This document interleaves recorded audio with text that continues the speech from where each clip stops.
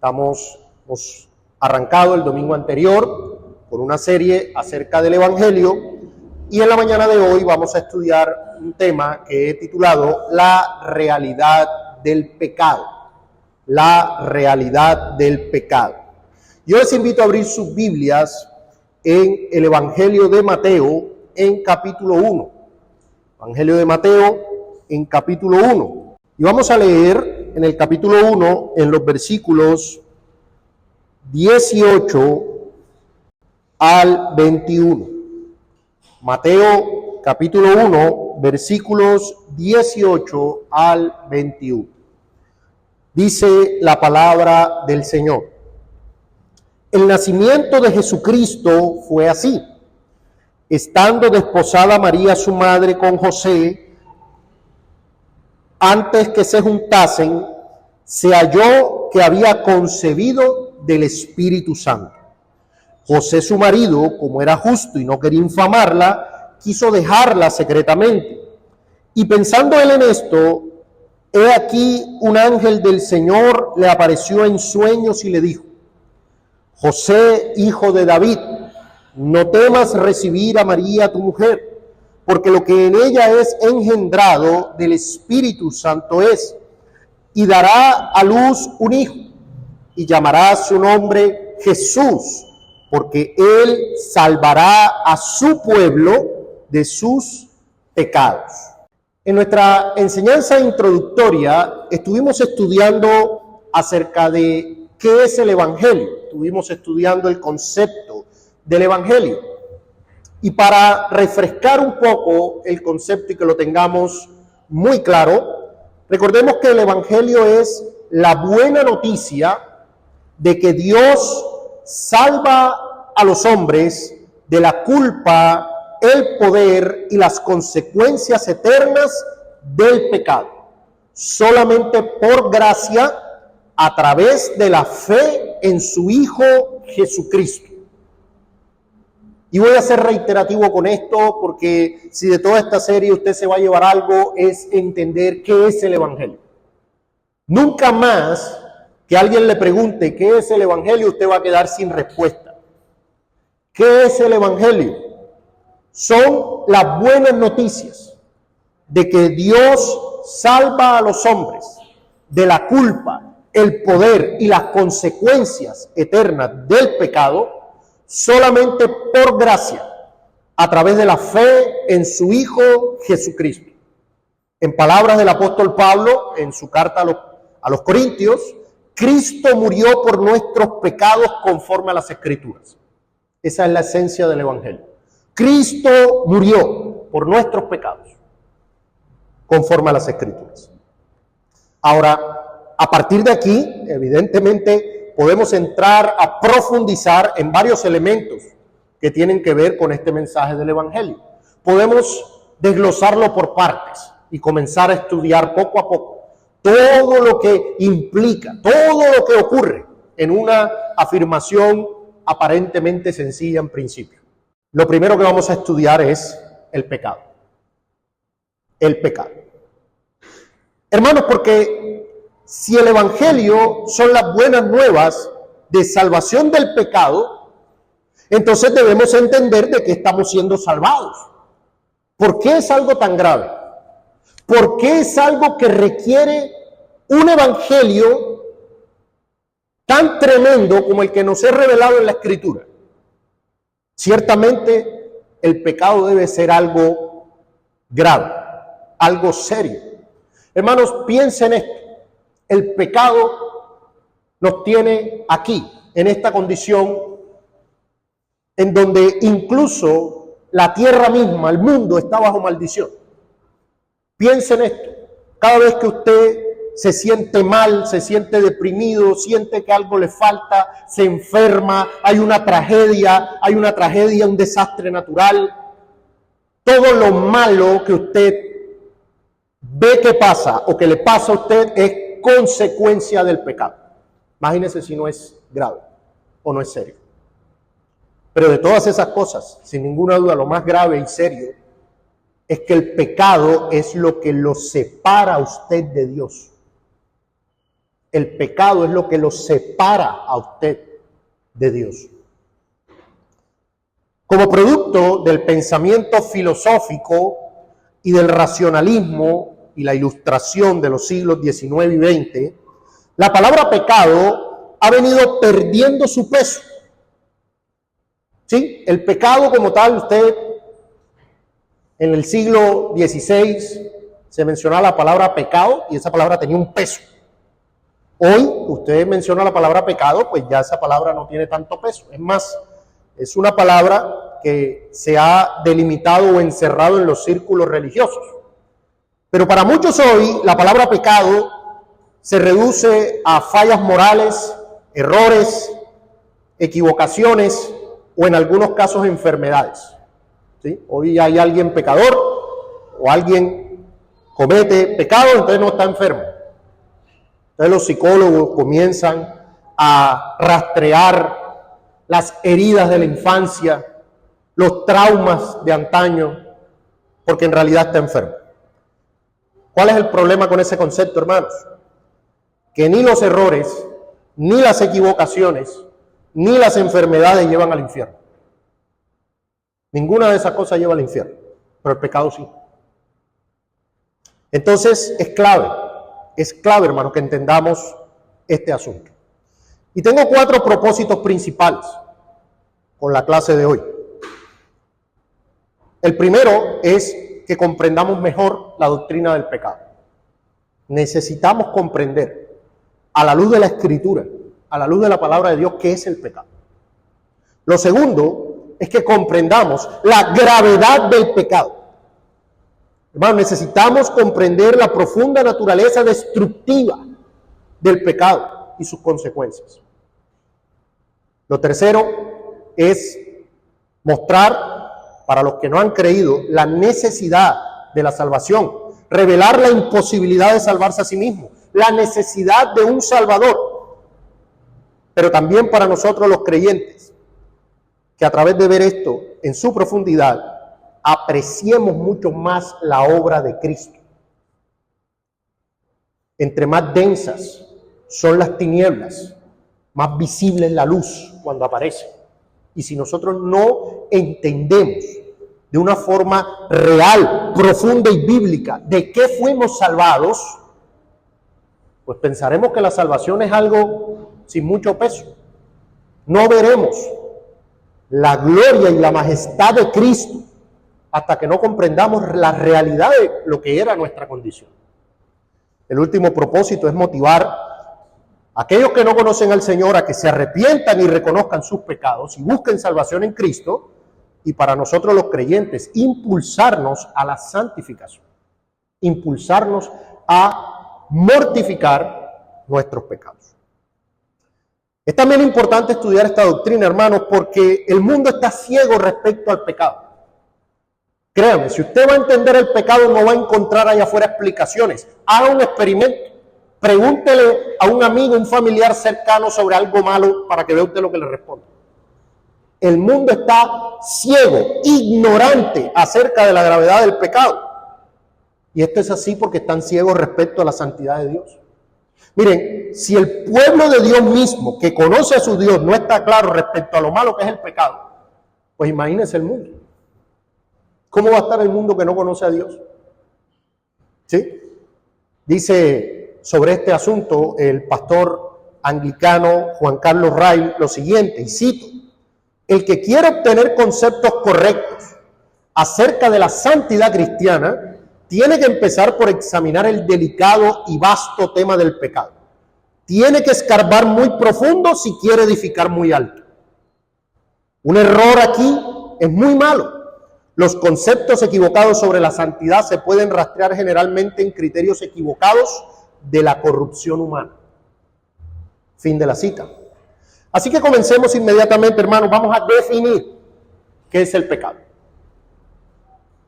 Sáquese de su mente cualquier idea equivocada, abstracta acerca del pecado y vamos a la Escritura, a la palabra de Dios. Definamos qué es el pecado. Por supuesto que todos conocemos palabras como pecado, pecadores, hablamos frecuentemente de que en el mundo hay pecado y de que los hombres cometen pecados. Y la palabra pecado es casi que un cliché evangélico. Pero, ¿sabes realmente qué es? ¿Sabes realmente qué es el pecado? Bueno, la definición más resumida y sencilla de lo que es el pecado la podemos encontrar en la Escritura, en la primera carta del apóstol Juan, en capítulo 3, verso 4. Este es un texto para echarle resaltador. Primera de Juan, capítulo 3, verso 4. Primera de Juan, capítulo 3, verso 4, dice la palabra del Señor. Y todo aquel que comete pecado, infringe también la ley, pues el pecado es infracción de la ley. El pecado es infracción de la ley. ¿De qué ley? Pues de la ley de Dios, evidentemente. ¿Quién es la fuente de la moral, de lo bueno, de lo malo, de lo justo? ¿Quién dice que es lo bueno y lo malo? ¿Quién dice que es lo justo y lo injusto? ¿Quién lo establece? Dios. Por ende, el pecado es infracción de la ley. Y esto es muy importante, hermanos, porque lo primero que Dios hace cuando convierte a una persona en nueva criatura en Cristo es enviar luz al corazón de esa persona y mostrarle que es un pecador culpable. Hermano, usted no confíe tanto en la declaración de fe de una persona solo porque dijo yo creo, o porque alzó la mano en una campaña, o porque pasó adelante en una campaña evangelística. Usted no confíe tanto en la fe de una persona porque se congrega en una iglesia cada domingo. Usted analice más que todo la relación y conciencia que esa persona tiene de la profundidad de su propio pecado. Un creyente se caracteriza porque es consciente de la gravedad de su pecado. No importa incluso si los hombres no ven ese pecado. Él le pesa ese pecado. Él sabe que ese pecado es contra el Dios Santo. Dios envía luz al corazón. Dios da ojos para ver. Algunos de los que están aquí, tal vez su conversión fue abrupta, dramática. Tal vez algunos aquí recuerden el día exacto de su conversión.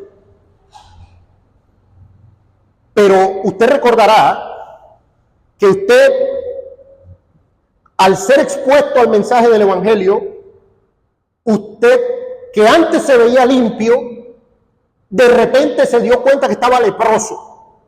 Usted de repente vio sus brazos, vio su cuerpo y se dio cuenta que estaba todo sucio. Y cuando se dio cuenta que estaba leproso, usted miró a Cristo, cayó a sus pies y dijo, Señor, si quieres puedes limpiarme. Esa es la realidad de un creyente. Él fue consciente de su pecado. Ahora bien, hay personas en las cuales no fue así. Hay personas que no tuvieron una conversión abrupta o no se acuerdan del día en que fueron conversos, sino que se fueron haciendo conscientes de esa realidad. El tiempo fue pasando, ellos se congregaban, hacían o crecieron en hogares cristianos, como lo cuenta el pastor Samuel Renihan. No, pues yo vivía como si fuera un cristiano, pero yo no era creyente y de repente ya un día estaba actuando como creyente y era consciente de mi pecado. Ya era consciente de las realidades espirituales. Fue converso en ese momento. Pero no existe un creyente que no sea consciente de la realidad de su pecado. Porque eso es lo primero que pasa. En 2 Corintios 4:6 dice claramente que eso es lo que pasa. Dice, porque Dios que mandó que de las tinieblas resplandeciese la luz, es el que resplandeció en nuestros corazones para iluminación del conocimiento de la gloria de Dios en la faz de Jesucristo. Ahí hubo luz, en esas tinieblas hubo luz y usted fue consciente de eso. ¿Sí? Eso fue lo que ocurrió. Entonces, cuando usted ve personas, no, yo cometo errores, no, yo sí, no, eso no es tan malo, no, eso no es pecado, no, eso es una mentira piadosa. Cuando usted ve la relación que tienen las personas con el pecado, usted se da cuenta acerca de la credibilidad de esa profesión de fe. Entonces, si diéramos una definición un poco más teológica acerca del pecado y de lo que leímos en el texto en Juan, el pecado es no conformarse a Dios y su ley en naturaleza, pensamientos y acciones. El pecado es no conformarse a la ley de Dios en naturaleza, en pensamientos y en acciones. Vamos a estudiar eso, así que no se preocupe. El pecado es aquella vasta enfermedad moral que afecta a toda la raza humana. Miren, no hay nada más igualitario que el pecado. Todos los hombres, todos los seres humanos lo tienen. Eso es lo más democrático que es, el pecado. Vaya a la isla más recóndita del mundo, a la tribu más inalcanzada, ¿sí? Que no aparezca en el mapa ni siquiera, y allá usted se va a encontrar con los pecados más viles y atroces. Los pelagianos decían que el pecado era que los hombres imitaban a Adán, pero eso no explica por qué el pecado es universal. Toda la raza humana, todo rango, clase, nombre, nación, pueblo, lengua, está infectado con esto. Solamente uno nacido de mujer fue libre. Y ya ustedes saben quién fue. Siendo así, cuando hablamos de un pecado particularmente, pues consiste en hacer, en decir, en pensar, en imaginar cualquier cosa que no se conforma perfectamente a la mente y la ley de Dios. Cuando dijimos que el pecado es infracción de la ley, ahí la expresión en griego original es errar al blanco, ¿sí? Errar al blanco. ¿Te ha visto esos juegos de dardos, ¿sí? Que tienen así un círculo y hay un blanco en el centro y usted tiene que tirar el dardo y tiene que pegar exactamente en el centro? Bueno, cualquier cosa que no pegue en el centro es pecado. No, que pegó cerquita, no importa, tiene que pegar en el centro. Si usted erra al blanco, es pecado. ¿Cuál es el problema? Que nosotros no nos conformamos a la ley de Dios, ni en naturaleza, ni en pensamientos, ni en acciones. Y esto es importante de entender. Todavía hay seres humanos creyendo que pueden agradar a Dios por sus obras. Es absurdo. Usted, para poder salvarse a sí mismo, usted, para poder ganarse el cielo, la vida eterna, usted tendría que conformarse a la ley de Dios de manera perfecta, en naturaleza, en pensamientos y en acciones. Y es muy seguro que desde que salió de su casa hasta aquí ya no se conformó a la ley de Dios. El ser humano no se conforma a la ley de Dios ni desde que nace. Él viene dañado de fábrica, o sea, no se conforma a Dios ni en naturaleza. ¿Por qué? Porque el ser humano nace con naturaleza pecaminosa. Los hijos de Adán ya vienen todos manchados por el pecado. Algunos no creen esto, hay algunos evangélicos que no confiesan esto, pero es lo que la Biblia dice. El ser humano no se conforma a la ley de Dios ni siquiera de manera natural. Dice en Juan capítulo 3, verso 6, esta es la conversación del Señor Jesucristo con Nicodemo. En Juan capítulo 3, verso 6, el Señor dice, respondió Jesús, de cierto te digo, que el que no naciere del agua y del Espíritu no puede entrar en el reino de Dios. Nótese esto. El que no naciere del agua y del Espíritu no puede entrar en el reino de Dios. Y miren la explicación que da en verso 6. Lo que es nacido de la carne, carne es. Y lo que es nacido del Espíritu, Espíritu es. O sea que el ser humano nacido de la carne no puede entrar en el reino de Dios. O sea, por naturaleza. Nótese que el Señor Jesucristo no está hablando aquí de cometer pecado. Él no está diciendo de hacer algo. No, los que cometen pecados, no, el que nace de la carne. Punto, por naturaleza. Si usted quiere entrar en el reino de Dios, tiene que nacer del agua y del Espíritu. ¿Y qué es eso? No, ese es el nuevo nacimiento. Es lo que llamamos el nuevo nacimiento, que es cuando una persona cree en el Señor Jesucristo y el Espíritu Santo le da un nuevo corazón, un nuevo nacimiento, una nueva naturaleza.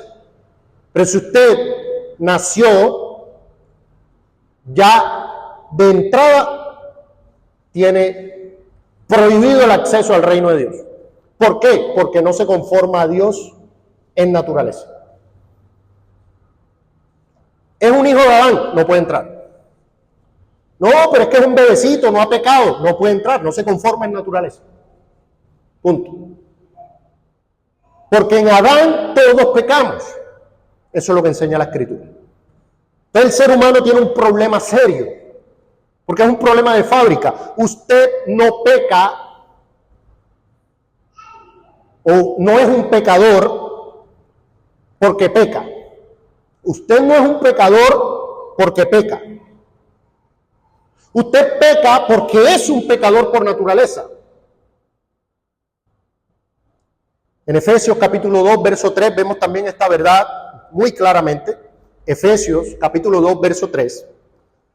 Dice, el apóstol Pablo hablándole a los creyentes y haciendo un contraste en cuanto a nuestro estado anterior, antes de la fe. Efesios capítulo 2, verso 3 dice, entre los cuales, hablando de los no creyentes, también todos nosotros vivimos en otro tiempo, en los deseos de nuestra carne, haciendo la voluntad de la carne y de los pensamientos. Esa era nuestra condición, ese era nuestro estado sin Cristo. Pero mire lo que dice, y éramos por naturaleza hijos de ira, lo mismo que los demás. Éramos hijos de ira porque cometíamos pecado.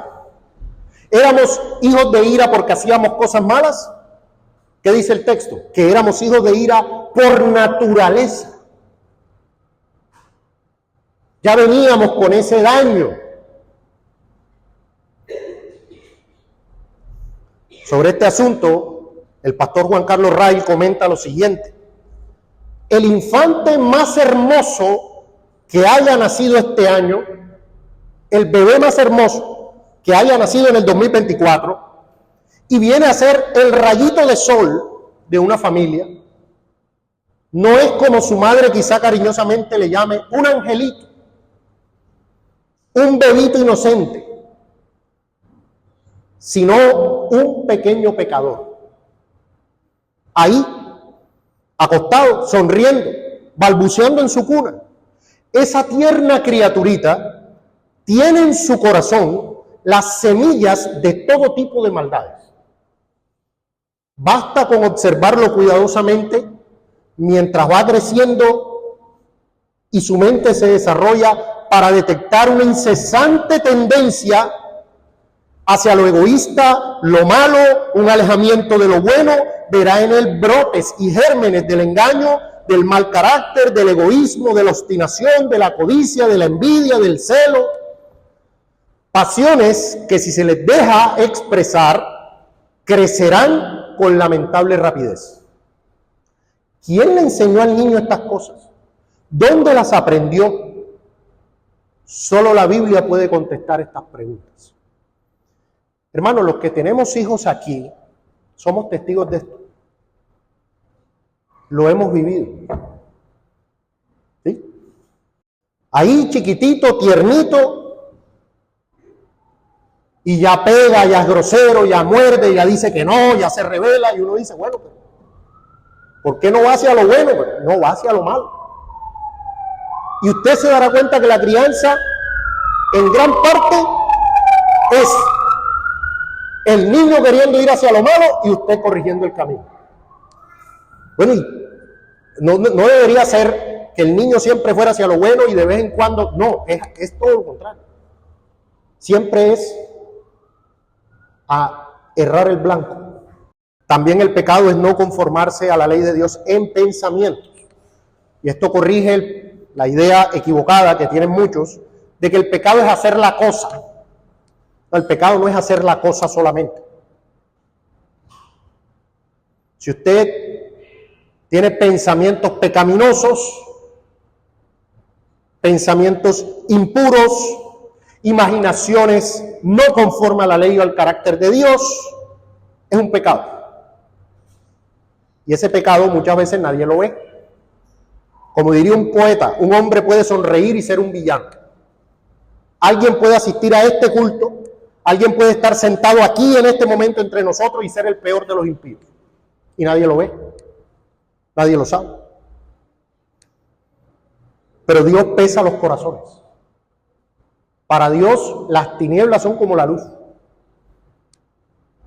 Nadie se va a salir con la suya, hermanos. Nadie. Pero nosotros pecamos con nuestros pensamientos. Eso es lo que enseña el Señor, ¿verdad? Esa es la corrección que el Señor le hace a los fariseos. Se estaban enseñando mal. ¿Sí? En el Sermón del Monte, en Mateo 5, en verso 21, ¿verdad? El Señor les dice, mire, oíste que fue dicho a los antiguos, no matarás. Y cualquiera que matare será culpable de juicio. Y usted dice, güey, yo soy inocente, nunca he matado a nadie. Ese es el estándar de los hombres. Pero ¿cuál es el estándar de Dios? Mateo capítulo 5, verso 22. Pero yo os digo que cualquiera que se enoje contra su hermano será culpable de juicio. Hay un viejo adagio. Si las miradas mataran, hermano y amigo que nos visitas, si las miradas mataran, ¿cuántos muertos tuvieras en tu lista? Si el enojo contra alguien matara, tuviera el poder, la capacidad de matar, ¿cuántos homicidios llevaras? Bueno, déjame decirte que esa lista de homicidios está en el acta, en el tribunal de los cielos. Ahora, si tú eres un creyente, esa acta de los decretos no existe más. Gloria al Señor. Pero si tú no has creído, todos esos muertos que no están aquí en los tribunales humanos, sí están en los tribunales del gran juez, al que tendrás que dar cuenta. Y en ese mismo capítulo 5, en versículo 27, el Señor dice, oíste que fue dicho, no cometerás adulterio. Ah, qué bueno, yo nunca he engañado a mi esposa. Yo soy fiel. Pero ¿qué dice el versículo 28? Pero yo os digo que cualquiera que mira a una mujer para codiciarla, ya adulteró con ella en su corazón. Ya cometió adulterio. Entonces, no importa si usted no cometió la acción. Si usted lo pensó, ya pecó. Y esos adulterios están allá. Porque el adulterio, en otro tiempo, era pena civil, ya no. Entonces los hombres no juzgan el adulterio, pero Dios sí. Sigue siendo un pecado, así no tenga una pena civil. Ahora, el pecado es no conformarse a la ley de Dios en naturaleza, en pensamientos o en acciones. Y en acciones, pues, es lo más lógico, ¿no? Y es lo que más claro en teoría tenemos. Pues no debemos hacer lo que la ley de Dios dice que no hagamos, ¿no? Que está prohibido. Pero aquí quiero traer dos casos que también necesitamos aclarar. Lo primero es que existen los pecados por omisión. Es decir, pecados por no hacer lo que tenemos que hacer. Ah, yo no he hecho nada malo, sí, pero no hiciste lo bueno. Y si no hiciste lo bueno, es pecado. Dice en Santiago, la carta del pastor Santiago, en capítulo 4, verso 17, y al que sabe hacer lo bueno y no lo hace, le es pecado. ¿Usted sabe que tiene que orar? Y no ora, es pecado. ¿Sabe que tiene que leer su Biblia? No la lee, es pecado. ¿Usted sabe que tiene que hacerle bien a los hermanos? ¿Usted sabe que tiene que ayudarlos, servirles y no lo hace?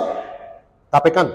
De hecho, esa es la acusación que el Señor hará en el día del juicio. En Mateo 25 Él dice que pondrá a un grupo a su izquierda y le dirá: apartados de mí, malditos, al fuego eterno, preparado para el diablo y sus ángeles. ¿Y cuáles van a ser las razones que les va a dar? Porque no fueron a la iglesia. No estoy diciendo que ir a la iglesia sea malo, pero no es eso lo que el Señor les dice. ¿Qué les dice? Porque tuve hambre y no me disteis de comer, tuve sed, no me disteis de beber, fui forastero, no me recogisteis, estuve desnudo. Nótese que son cosas que no hicieron, omisiones. Y entonces estas personas dirán: ¿pero cuándo? ¿Cuándo, Señor? ¿Cuándo no hicimos esas cosas? Bueno, cuando no lo hicieron, ¿sí?, con uno de estos más pequeños, tampoco a mí me lo hiciste. Son pecados de omisión. Y hay otro asunto que tenemos que corregir aquí, y es un pensamiento muy extendido entre algunos cristianos de que su conciencia es el juez de los pecados. Es un error muy común hoy en día, por una mala interpretación de la llamada libertad de conciencia. La libertad de conciencia es para obedecer la ley de Dios, hermano, no para pecar. Y hoy muchos hermanos han cogido eso. Entonces la conciencia es el juez, no, el juez es Dios, hermano, y su palabra. Entonces hay hermanos que mientras su conciencia no los acuse, entonces no hay pecado. No, como mi conciencia no me dice que eso está mal, entonces no es pecado. Lo que debe decir si está bien o mal es la palabra de Dios, no tu conciencia. De hecho, en Levítico, capítulo 5, verso 17, se habla de eso. Miren lo que dice en Levítico 5, 17. Si una persona pecare o hiciera alguna de todas aquellas cosas que por mandamiento de Jehová no se han de hacer, aún sin hacerlo a sabiendas, es culpable y llevará su pecado. O sea, uno puede pecar y no ser consciente de que es pecado, ¿no? ¿Pero por qué? Porque dejamos a nuestro conocimiento y a nuestra conciencia miserablemente imperfectos el juzgar si algo es pecado. No, es la Escritura, lo que dice el Señor, que dice la Biblia. ¿Sí? Ese es un terreno muy peligroso, hermanos. Dejar que la conciencia sea el juez de los pecados. Ahora, para que nos hagamos una idea, hermanos, de lo malo que es el pecado, miremos algunas cosas que la Biblia dice sobre el pecado. Por ejemplo, el Señor, hablando del pecado, dice que el pecado es cosa abominable que yo aborrezco. Hablando acerca de Dios, dice la Biblia: muy limpio eres de ojos para ver el mal, ni puedes ver el agravio. La transgresión más leve de la ley nos hace culpables de todos los pecados. El alma que pecare, esa morirá. La paga del pecado es muerte. Los malos serán trasladados al Seol e irán al castigo eterno. No entrará en la ciudad celestial ninguna cosa inmunda. ¿Cuál es la consecuencia del pecado? Separación de Dios y condenación eterna en el infierno. Hermanos, yo dudo mucho que cuando nosotros decimos somos pecadores, de verdad estemos entendiendo lo que estamos diciendo. Yo dudo mucho eso. Aún los creyentes hablamos de una manera ligera, hermano, del pecado.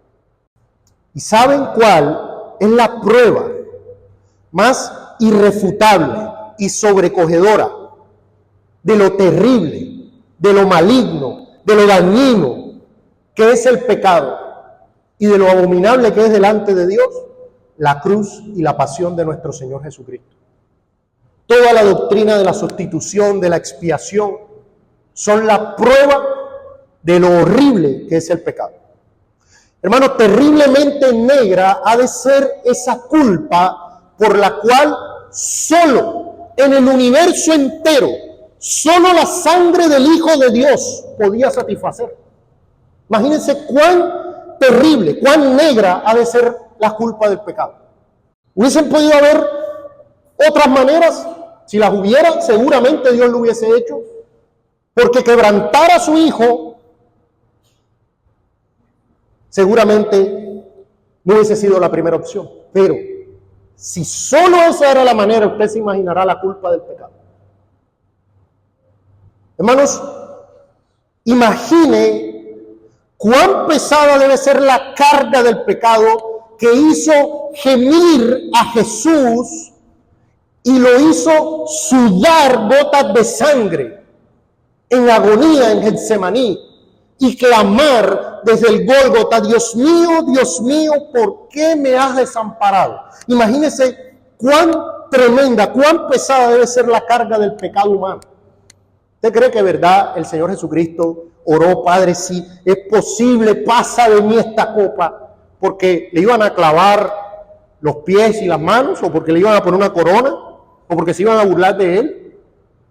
No estoy diciendo que eso no tenga ningún peso, pero realmente eso era el fondo del asunto.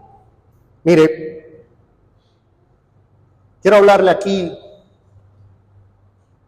a mis hermanos, a los creyentes. Si usted cree que no es necesario que aún como creyentes meditemos en la gravedad del pecado, no es que el evangelio, están hablando para los que no han creído, no, están hablando para los que no saben qué es el pecado. Yo sí sé qué es el pecado. Bueno, no sabemos, hermano. No lo sabemos a profundidad, hermano. No tenemos claro la gravedad de esto. Pero para que usted se haga una idea, en las Escrituras, para hablar del pecado, se usan las metáforas y figuras más desagradables que usted se puede imaginar. O sea, la Escritura para hablar del pecado usa las figuras más horribles. La Escritura, por ejemplo, usa metáforas relacionadas con enfermedades. Se habla del pecado como si fuera lepra. Y usted sabe que la lepra era considerada impura, contagiosa. Se usaba como símbolo de corrupción moral y espiritual, ¿verdad? Bueno, el pecado es como la lepra. El pecado es comparado con llagas. En Isaías capítulo 1, verso 6, por ejemplo, hablando del pueblo pecador, dice: desde la planta del pie hasta la cabeza no hay en él cosa sana, sino herida, hinchazón, podrida llaga. No están curadas, ni vendadas, ni suavizadas con aceite. El pecado es comparado con llagas podridas. El pecado es comparado con enfermedad mortal. Es comparado con putrefacción. Se usan metáforas relacionadas con la oscuridad. El pecado es comparado con tinieblas, con sombra de muerte. El pecado es comparado con una existencia vacía, sin esperanza, ignorancia espiritual, separación de Dios. Hermano, la Escritura usa metáforas relacionadas con la inmundicia. El pecado es comparado con suciedad, con escoria. El pecado es comparado con metáforas relacionadas con la esclavitud. El pecado es comparado con cautiverio, con cadenas, con grilletes. El pecado es comparado con rebelión. ¿Qué palabras debería usar el Santo Espíritu de Dios para probarnos lo malo que es el pecado? Y a veces hablamos del pecado de una manera tan ligera. Hacemos chistes sobre el pecado. No nos tomamos en serio el pecado. Mi querido hermano, en términos espirituales, tú eras un leproso inmundo. Tú eras un leproso inmundo y putrefacto con llagas hinchadas y supurantes, fuera del campamento. Ese eras tú, apartado. Estabas encerrado en un calabozo, en densas tinieblas, en un reino de maldad más corrupto que una Sodoma y Gomorra elevadas a la enésima potencia. Allí estabas tú. No había en ti cosa sana. No había. Estabas encerrado en un cautiverio, en las más densas y espesas tinieblas, en un calabozo, en la peor de las esquinas, en las tinieblas más espesas. Allá estabas tú. Y no solamente estabas ahí tirado, leproso, inmundo, sino que estabas amarrado con pesados grilletes, encadenado, esclavo. Eras suciedad, escoria. Mira, eras un esclavo que ni por obsequio te hubieran recibido. Y estaba bajo el dominio de un amo terrible que solo gozaba con tu sufrimiento y tu dolor. Hermano, ese eras tú. Pero ahí apareció el Hijo de Dios. ¿Sí? Él te amó, te buscó, te compró con su sangre. Él dijo, quítenle esas vestiduras viles, quítenselas y pongan mitra limpia sobre su cabeza. Y hoy te dice, mira que he quitado de ti tu pecado y te he hecho vestir de ropas de gala. Eso fue lo que hizo el Hijo de Dios. Hermanos, Jesucristo te quitó esa lepra, te quitó esas llagas, trajo luz a tu vida, te vistió de ropa de gala. Hermano, si tú no puedes ver la gloria de eso, yo no sé dónde verás gloria. Si tú no puedes ver la gloria de lo que el Hijo de Dios hizo por ti, hermano, éramos lo peor, lo desechado, pero el Hijo de Dios nos amó. Hermanos, y esto no debería ser un aliciente para que nos santifiquemos. Esto no debería ser un aliciente para que mortifiquemos nuestros pecados. Esto no debería ser un ánimo para esforzarnos en matar ese remanente de pecado. Esto es cosa abominable que Dios aborrece, no la quiere en mi vida. Y voy a luchar con todo el poder de la gracia y del Espíritu Santo que me has dado para matarlo y para quitarlo de mí. No lo quiero. No es un juego. Hermanos, que el Señor nos ayude a poder glorificarle, mortificar nuestro pecado y tener en alta estima el Evangelio que nos ha salvado de algo tan horrible como el poder, la culpa y la condenación eterna del pecado.